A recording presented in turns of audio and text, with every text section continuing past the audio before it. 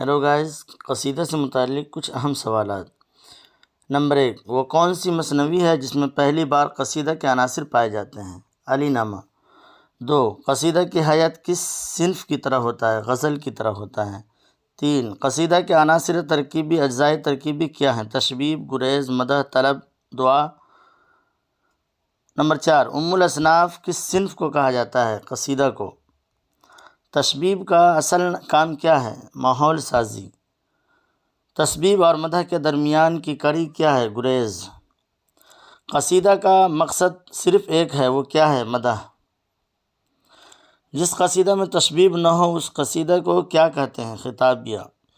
خطابیہ میں قصیدہ کا کون سا جز نہیں ہوتا؟ گریز نہیں ہوتا۔